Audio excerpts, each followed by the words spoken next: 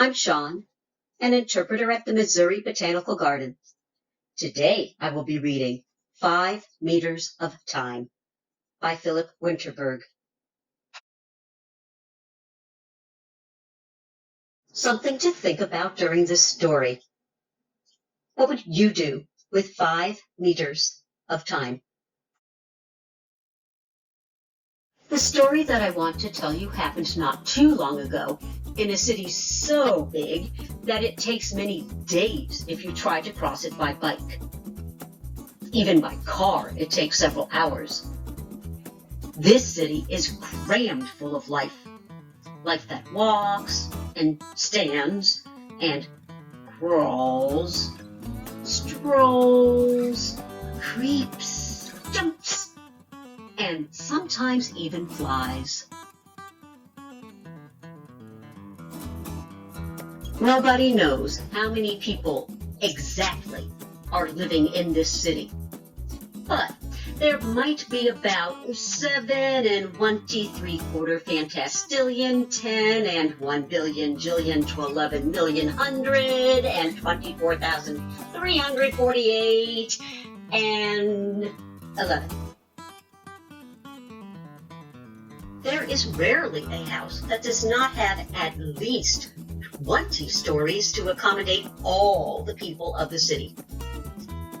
And when you walk the streets of the city, the dizzy buzz of noises becomes so loud from time to time that you have to cover your ears for a bit to clear your head again. In the city, there began a day just like any other, a regular weekday when most of the people were running errands early in the morning or going to work. It must have been about 7 a.m. when a small, slightly hunchbacked snail was standing at a crosswalk. It first looked to the right, and then to the left, and just to be sure, also up and down. You never know. And after it had convinced itself that all cars were still quite far away, it started its journey. And as it is common among all snaily creatures, it was moving incredibly slowly.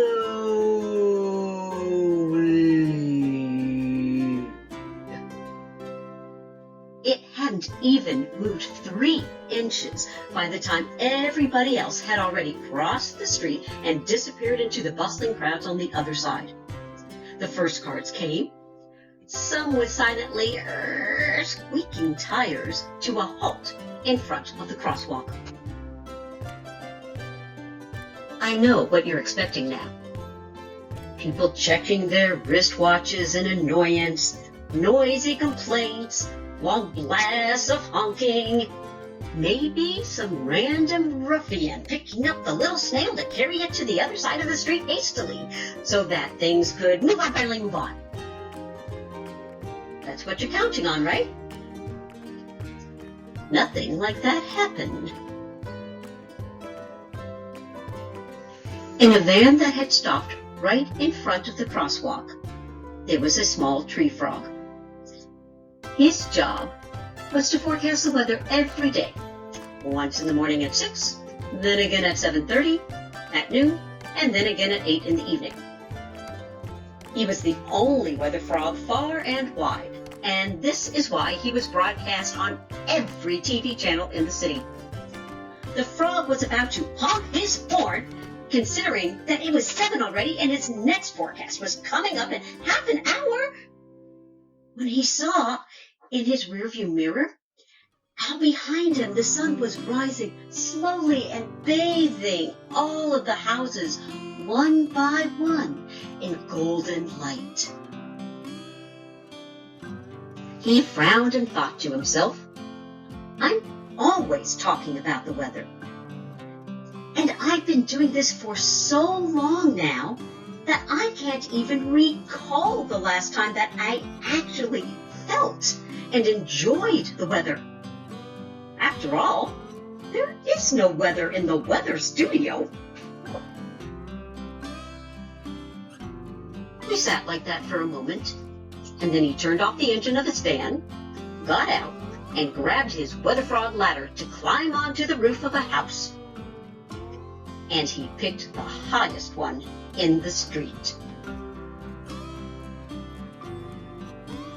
About the same time, an Italian violin that was famous well beyond the city limits got out of her limousine and asked the driver to help her get on the roof of the car so that everybody would see her. "Signorina," the driver piped up, "the rehearsal at the Philharmonic."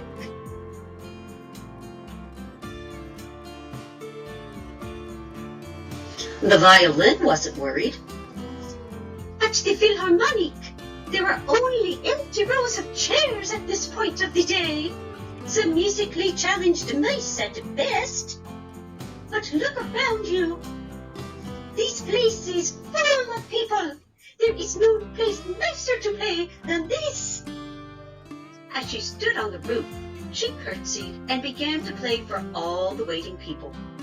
And even though the song was very new, it wasn't to premiere until a week later, and she still needed some practice. Everybody was enchanted. They closed their eyes and listened in awe. There was a scuttling in an alley, a scuttling the likes of which can only come from a many-legged creature. It was the cross spider, who usually is never seen during the daylight. Mostly, she spent nights annoying the tenants of the house by weaving her threads across their windows and doors, and even across the street to make people trip. But now, to everybody's surprise, she lowered herself from a drain pipe and listened with half-closed eyes to the music of the famous Italian violin. Then she picked up 2 long, thin sticks and started, her eyes still halfway closed, knitting. "Ooh, what are you knitting? A scarf?" 2 penguins called up to the spider from the windows of their car. "It is still way too hot for a scarf," replied the spider in a friendly tone. "I'm not quite sure what it's gonna be." The penguins consulted with each other briefly. "Make a hammock," one of them shouted. "Yes, a hammock," the other one backed him up, and both climbed out of their car and waddled awkwardly up to the spider. "For both of us," they called out, "so we can put it up over the street and sit in it, and listen to the violin play, and enjoy the sun." And after a little pause, one said to the other, "And maybe we can play some cards." "We could play cards!" the other one shouted to the spider and explained. "You know, we work at the casino, and there we can only watch other people play. We're just the card dealers." "Croupiers," the other whispered to him. "Croupiers," the first one corrected himself, and then said, facing the spider, "Will you knit a hammock for us?" The spider smiled a friendly smile. Because the spiders know how to work threads very well, it wasn't long before the 2 penguins were taking off their starched tuxedos and cozying up in a big hammock made out of soft spider wool. While the Weather Frog was sitting in the sun, and while the spider was knitting, and while the penguins were playing Go Fish and Rummy, at the crosswalk in the 3rd row, the door of a red truck opened and a gargoyle popped out. From the outside, gargoyles don't look much different from average dragons, but instead of fire, they breathe. You guessed it, water. Because of this special ability, they usually work with the fire department. Therefore, nobody was surprised to see that this particular gargoyle was traveling in a fire truck. With a steady hand, he extended the metal ladder that was part of the truck. "What are you up to?" somebody asked him, because there didn't appear to be a fire anywhere nearby, or a kitten stuck in a tree. "I stand on this ladder all the time, but I've never actually considered for a moment just enjoying the beautiful view," said the gargoyle with a grin. Then he started his climb. And when he saw the big city spread out below him in the warm sunlight, he was so full of joy that he made a big cloud of shiny bubbles that floated gently to the ground and burst with a barely audible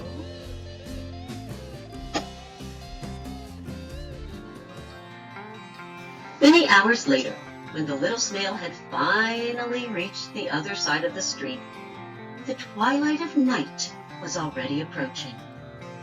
"Good to see you! I've just arrived too," the rabbit greeted.